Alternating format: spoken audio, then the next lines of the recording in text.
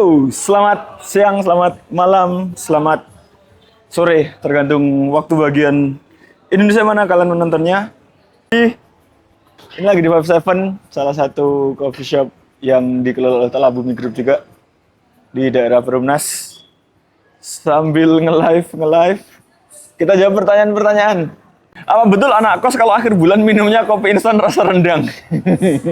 Goblok ini yang tanya. Setahuku adanya Indomie rasa rendang ya. Kalau kopi rasa rendang kalau ada aku mau beli gitu. Cuman ya memang ya kalau anak-anak kos itu kopi sasetan yang kopi hitam yang tidak meninggalkan ampas itu brandnya kalian pasti tahu lah. Itu salah satu cara untuk bertahan hidup sambil tetap bisa ngopi di akhir bulan. Tapi kalau ada kopi instan rasa rendang aku mau beli. Di mana? Coba kasih tahu aku. Indomie rasa rendang ada, kalau kopi rasa rendang nggak ada. Mesin fisik sih pas lagi rame, barisannya langsung kesel pesinis gitu. Ya kamu harus tahu diri juga ya, kalau misalnya memang lagi rame banget, itu kalau kamu pesan manual brew, apapun itu, V60, Siphon, Hario, Switch, Clever Tripod, dan lain-lain, itu resikonya rasanya itu tidak akan maksimal, karena barisannya kerjanya akan buru-buru. Jadi dua pihak itu akan merasa jengkel, barisannya jengkel karena harus bikin kopi dengan proses yang ribet, dan karena dia jengkel dia bikinnya agak maksimal, kamu nunggunya kelamaan, habis itu setelah jadi kopinya nggak enak juga. Jadi kalau misalnya lagi rame, tunggu sepi aja nggak apa-apa, baru nanti pesan manual brew, atau ya udah americano panas aja nggak apa-apa, atau sama-sama kopi hitam gitu sih. Kalau misalnya lagi rame memang sebaiknya jangan dulu pesan manual brew demi keselamatan. Kalau minumnya cuma kopi sasetan, apa termasuk pecinta kopi, Bang? Nah, ini menarik ya. Kemarin aku sempat diskusi dengan Mas Yuda dari Bumi Boga Laksmi gitu. Mana yang lebih layak disebut sebagai si paling kopi? Satu, yang ngulik kopi, yang tahu kopi dari hulu ke hilir, peduli dengan proses-proses kopi, bisa bikin kopinya sendiri, atau orang yang nggak peduli itu kopinya jenisnya apa, yang penting dia itu perlu ngopi untuk bertahan hidup. Maksudnya dia tuh bangun pagi, langsung nyari kopi apapun itu. Kopi sasetan oke, kopi susuan oke, kopi Italian klasik oke, manual brew, single origin oke. Pokoknya semua yang mengandung kafein dari kopi, dia itu bisa membuatnya lebih hidup di hari itu. Jadi dari dua jenis itu, mana sih paling kopi? Kalau menurutku dua-duanya juga sih paling kopi. Memang akhirnya kan kita mengenal kopi dengan cara yang berbeda-beda ya. Ada yang memang akhirnya setelah suka kopi sasetan, kemudian mulai suka manual brewan. Kemudian ngulik sampai sana. Ya itu juga bisa disebut si paling kopi. Orang yang dari dulu nggak bisa hidup tanpa kopi, kopi apapun itu, kopi saset, bahkan kopi kalengan yang kafeinnya cuma dikit banget, tapi tetap ada kopinya dan itu bisa membantu menstimulus pikirannya, itu juga menurutku si paling kopi. Jadi segmennya berbeda, dan orang-orang yang memang suka ngopi, apapun jenis kopinya, menurutku itu tetap sah disebut sebagai pencinta kopi. Bang, beli americano pakai gula gimana? Ini sudah berkali-kali aku bahas ya. Sebenarnya mau kamu pakai gula, mau kamu pakai garam, mau kamu pakai micin atau apa, kalau kamu suka dan kamu mau meminumnya sampai habis, itu nggak masalah. Gitu ya. Jadi kamu bebas mencampurkan apapun ke kopimu, asalkan kamu bertanggung jawab terhadap rasa dari kopi tersebut dan kamu bertanggung jawab untuk menghabiskannya. Kalau misalnya kamu sudah americano tanpa americano gula dan kamu nggak menghabiskannya, nah itu yang bermasalah. Tapi kalau kamu sok-sokan mau minum kopi pahit tapi endingnya nggak kamu habisin, padahal kamu sukanya manis, itu juga salah. Jadi sebaiknya minumlah kopi yang kamu memang mau menghabiskannya. Kenapa kalau kita nyeduh kopi pakai air dari dispenser rasanya beda sama kalau nyeduh pakai air mendidih? Gini, air dari dispenser itu, karena ini akhirnya kan masuk ke pertama nih ya. Pertama banget ini kita masuk ke segitiga brewing ya. Masuk segitiga brewing. Nah, tingkat kepanasannya itu nanti akan mempengaruhi grind size-nya dan ekstraksi ke kopi ya.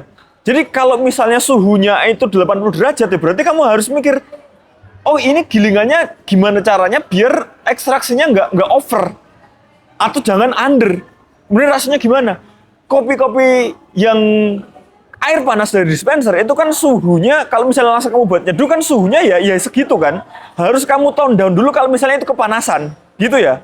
Dan kalau kita ngomongin air, memang beda air itu bisa berpotensi ke beda rasa kopi. Ini serius ya, ini terkait ke pH dari air tersebut. pH semakin tinggi akan semakin basa.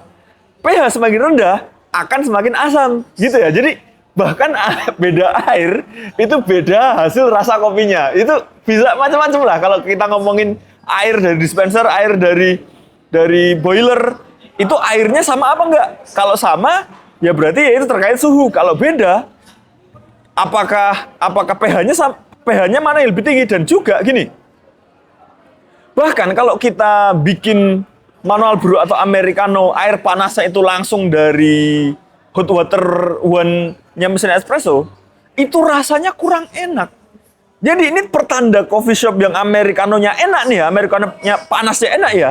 Kalau dia nambahin air panas ke espressonya, itu pakai kettle, bukan ngambil air panas dari hot water one dari mesin espresso itu.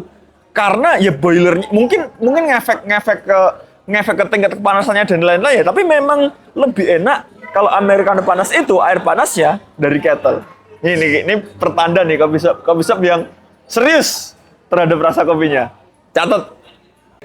Pengen jadi barista tapi belum ada pengalamannya, caranya gimana Bang? Join kelasnya Talabumi Academy. Enggak seriusan, kalau di kelasnya Talabumi Academy itu nanti setelah kalian lulus, itu kalian ada program magang. Kalian bisa milih, kan di Talabumi Group itu ada 8 coffee shop-nya ya. Ada Talabumi, ada Talakopi, ada Mantra Bumi, ada Tentrem Bumi, ada Tentrem Bumi Solo, ada Talakopi udah tak sebut belum tuh? Ada 57, ada mana lagi ya? Ada Talabuminya juga kayaknya. Ya intinya itulah, ada banyak lah. Jadi kamu bisa milih magang di mana. Itu nanti kamu ilmunya udah dapet, ilmu benerannya, habis itu kamu langsung magang, habis itu kamu bebas siap berenang di lautan perkopian. Kasih dong pencerahan untuk yang ingin memulai karir barista yang baru lulus kuliah gini. Kamu mau menjadi barista itu ngincer apanya dulu?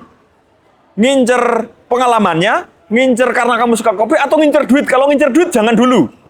Kalau ngincer duit, carilah coffee shop yang memang berpotensi memiliki jenjang karir tinggi.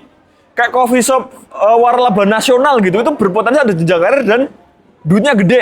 Atau coffee shop multi internasional, maksudnya coffee shop internasional itu berpotensi untuk kamu bisa mendapatkan uang gede dari menjadi barista. Atau kerjalah di Arab Saudi, jadi barista di sana gajinya gede. Tapi kalau misal memang kamu ingin ngulik tentang kopi, jalan untuk mendapatkan duit gedenya itu cukup panjang. Kamu harus serius ngebar dulu, abis itu kamu mau jalur mana? Jalur kompetisi. Jalur kompetisi itu berarti menjadi atlet kan? Berarti carilah coffee shop yang memang mendukungmu menjadi atlet. Atau kamu juga bisa jalur menjadi konten kreator, nggak masalah. Itu sekarang banyak banget barista yang nyambi ngebar, nyambi nge-live. Nanti mendapatkan exposure, banyak potensi yang bisa datang ke sana. Selain itu, ada juga potensi lain, itu menjadi konsultan kedai kopi. Kalau kamu sudah cukup lama di industri itu, mulailah berani untuk menerima tawaran-tawaran menjadi konsultan kedai kopi. Itu panjang memang, tidak bisa instan langsung dapat duit banyak. Kamu niatnya itu ingin langsung dapat duit cepat atau ingin berproses dan suatu ketika mendapatkan penghasilan yang layak. Tergantung, itu pilihanmu. Tergantung tujuanmu, nanti caranya akan berbeda.